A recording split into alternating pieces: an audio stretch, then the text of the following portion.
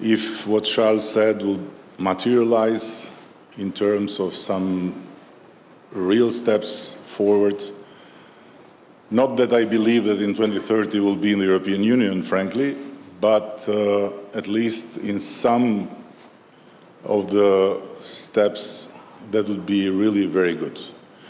Because while we speak about converging with the European Union, everyone has to understand that the gap of contribution per capita of the European Union towards between the, let's say, this region member states and the Western Balkan states is something like 137 euro for 6 of us here and more than 4,000 euro for 2 of us here, and also others. So this somehow has to be understood and has to be addressed with some concrete steps, considering that this should not be nothing or all. So from the moment all these countries have entered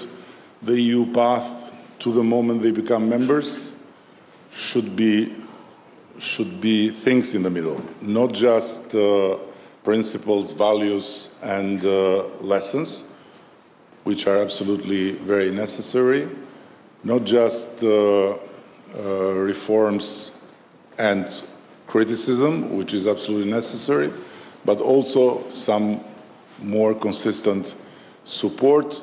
And I'm not saying simply financially, but also in terms of the access of our countries in the common market and of a much more open space for our enterprises.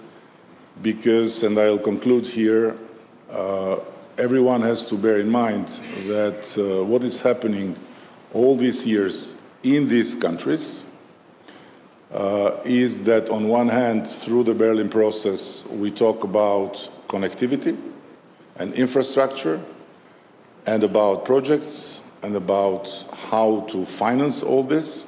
On the other hand, guess who is building the infrastructure? Americans, Chinese, Arabs, who I know have not an acquis to fulfill when they come in, but this should be somehow taken in consideration.